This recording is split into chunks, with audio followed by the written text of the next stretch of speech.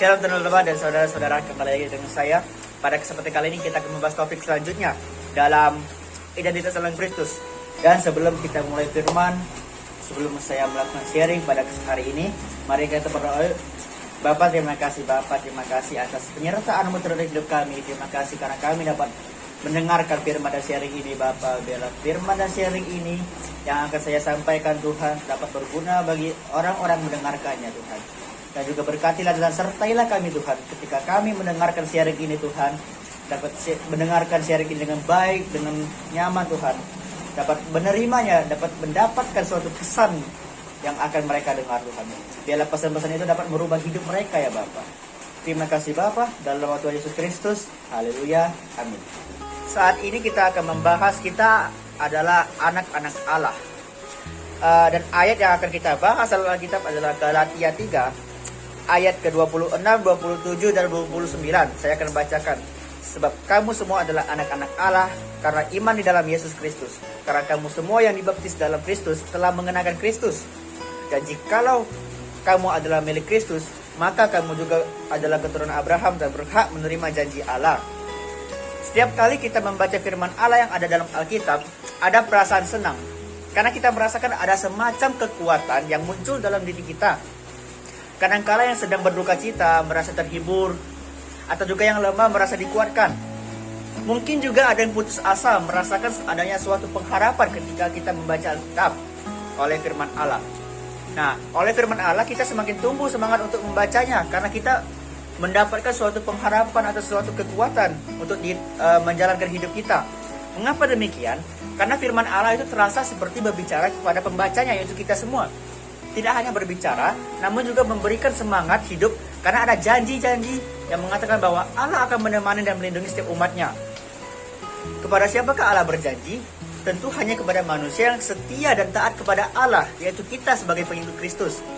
Rasul Paulus dalam perikop ini mengatakan bahwa kita semua adalah anak-anak Allah karena iman dalam Yesus Kristus pada ayat yang ke-26. Yang tadinya kita adalah anak yang hilang dikarenakan oleh iblis yang telah menjerat hati dan pikiran manusia, yaitu kita semua.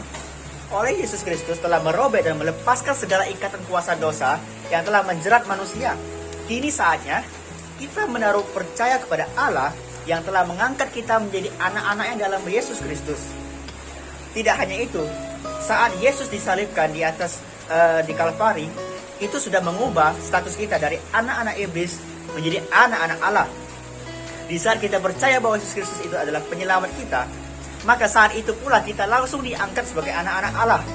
Hidup kita tentu lagi tidak bergantung terhadap dunia yang penuh dengan kejahatan, kepalsuan, penipuan, melainkan berubah dan bergantung kepada Tuhan Yesus. Paulus pun sejak menaruh hidupnya kepada Tuhan ketika ia disembuhkan dari matanya yang buta, ia segera bersaksi dan mengatakan bahwa saat ini aku bukan lagi hidup di dalam diriku, melainkan Yesuslah yang diam dalam hidupku. Bukankah sejak kita dibaptis dalam nama Allah Bapa dan di dalam nama anaknya Tuhan Yesus Kristus, Tuhan kita, dan di dalam nama Roh Kudus, maka hidup kita pun bukan hanya untuk diri kita sendiri, melainkan hidup bagi Allah. Jadi, status kita sebagai anak-anak Allah sangat nyata. Tidak perlu dilakukan lagi. Dalam hal ini, kita sebagai anak-anak Allah statusnya sangat jelas dan sangat asli. Jika kita sudah dianggap menjadi anak-anak Allah, maka kita semua yang telah menerima Tuhan sebagai, menerima Yesus sebagai Tuhan kita, menjadi satu kesatuan di dalam Kristus Yesus. Tidak ada lagi perbedaan antara laki-laki dan perempuan, tidak ada lagi perbedaan antara Yahudi dan non-Yahudi, antara kulit hitam dan kulit putih, atau ras ini dan ras itu.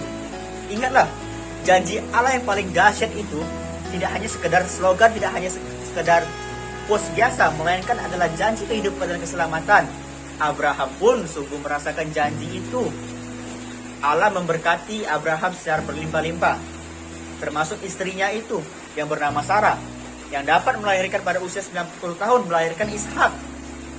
Siapapun kita, kalau sudah menerima Tuhan kita, Tuhan Yesus, maka kita pun harus secara otomatis menjadi sama di hadapannya, menjadi sempurna. Untuk itu, serahkanlah segala kekhawatiranmu kepada Allah. Ia telah membuat kita bahagia. Bukankah Tuhan kita sendiri mengatakan, segala kekhawatiranmu sudah ditanggung. Maka kita hiduplah sebagai anak-anak Allah yang merdeka dari dosa, dari kesalahan, karena Tuhan telah mengampuni kita.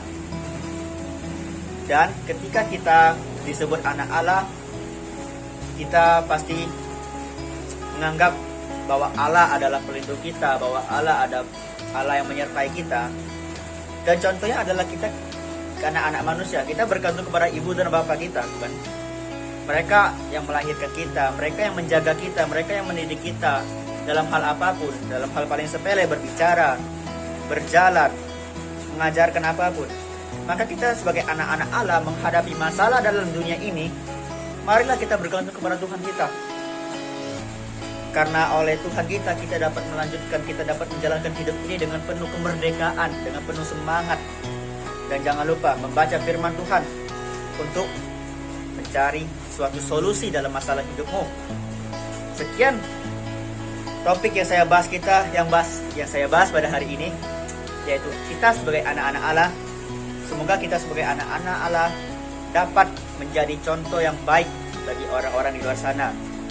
Apapun yang kita lakukan di luar sana, mencontohkan bahwa Yesus Kristus yang hidup dalam diri kita. Sekian, sebelum saya menutup topik ini, marilah kita berdoa. Bapa kami yang ada di sorga, terima kasih atas firman yang telah Kau berikan. Terima kasih sharing yang Kau berikan kepada kami. Biarlah firman ini yang saya sampaikan dapat berguna bagi orang-orang yang akan mendengarnya, dan supaya kita semua yang mendengarkannya dapat menjadi anak-anak Allah yang sangat-sangat berarti bagi orang lain. Dan juga ketika kita ada masalah apapun, kita dapat mengandalkan Allah sebagai solusi utama. Terima kasih Bapa, dalam nama Tuhan Yesus Kristus saya telah berdoa, kita telah berdoa. Haleluya, amin. Semoga Allah Maha Kasih menyertai kalian semua. Dadah.